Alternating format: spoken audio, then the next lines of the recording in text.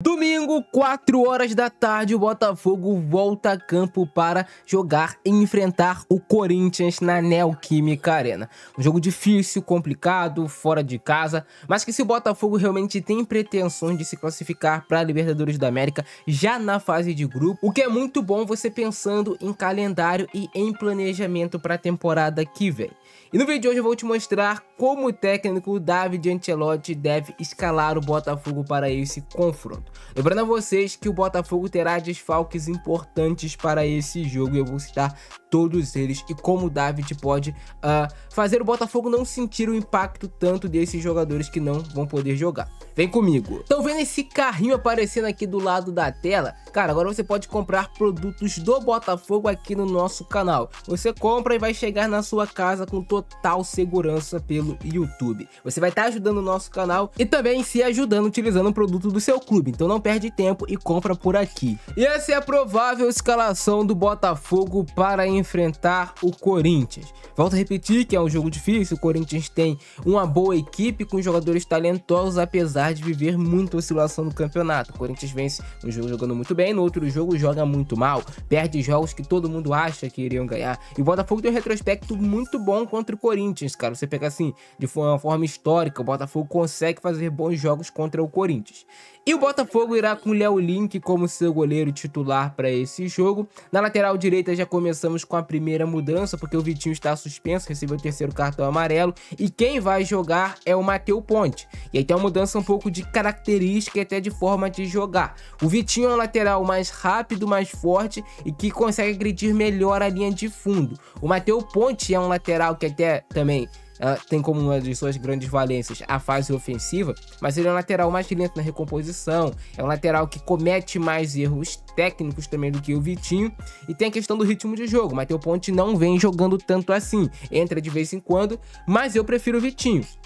Mas o Matheus Ponte também não é um reserva que eu acho que vai comprometer a vida do Botafogo. É um jogador ok, que tem até potencial para em um futuro próximo conseguir se tornar um jogador mais importante para o Botafogo. Mas o Vitinho não vai jogar, quem joga é o Matheus Ponte. Alguns torcedores vão gostar, porque não gostam de ver o Vitinho em campo com a camisa do Botafogo, mas eu vejo como uma perda assim para o time.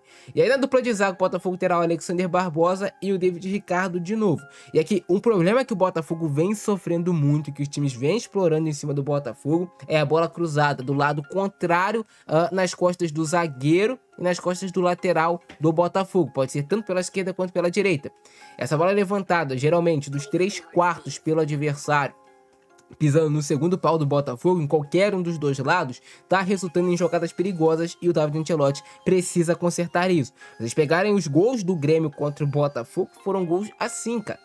Tanto do Carlos Vinícius quanto do atacante André. E não é de hoje que o Botafogo vem cedendo esse tipo de oportunidade. Os times adversários estão de olho. Então fiquem atentos a essa jogada, porque pode ser assim que o Botafogo pode levar algum gol. Então é importante no pré-jogo o David Ancelotti consertar essa marcação do Botafogo e deixar os jogadores mais atentos a isso.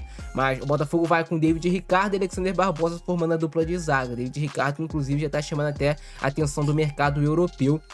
Vai ter muito assédio europeu em cima dele e difícil dele permanecer na próxima temporada se realmente pintar uma proposta boa. Zagueiro jovem, bom jogador, canhoto, que mostrou bem, gosto muito dele. Na lateral esquerda teremos a volta de Alex Telles. E aí, cara, como tirar o Cuiabano do time depois do ótimo jogo que ele fez contra o Grêmio? Mas o Alex Telles é o titular e vai jogar. Ele retorna, também cumpriu suspensão no jogo contra o Grêmio, de terceiro cartão amarelo, mas ele vai jogar, é o titular dessa posição.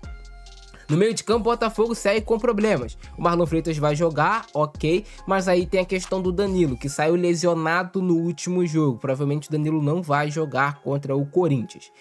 Então o Nilton deve assumir essa vaga de titular. E aí muda completamente o estilo de jogo. O Danilo é um volante que constrói, que sai da defesa para ataque, que marca. É um volante que, quando ele pegar o ritmo de jogo e parar com essas lesões, vai ser um dos melhores volantes do futebol brasileiro novamente, como já foi quando jogava no Palmeiras. E aí com o Nilton, ele tende a ficar um pouco mais e o Marlon Freitas tem um pouco mais de liberdade. Mas você perde um jogador que conduz bola, você perde em capacidade de passe por baixo de ruptura na última linha, você perde em transição rápida também. O Botafogo perde muito sem o Danilo com a entrada do Nilton. Não que o Nilton seja horroroso, mas o Danilo é mais jogador. E aí o Botafogo perde bastante. Isso fica claro, né, cara? Durante os jogos, você percebe. Mas o Nilton deve jogar no lugar do Danilo, que se machucou no jogo diante do Grêmio. É uma pena. O Danilo é muito bom jogador. E aí do meio pra frente, é provável que ele mantenha a estrutura do último jogo, com Savarino, Correa e Arthur. E aí existe bastante inversão, né? O Correa vindo jogar por dentro, em vários momentos que o Correa gosta de jogar por dentro, e o Savarino vindo jogar por fora. Esse ataque do Botafogo se movimenta bastante.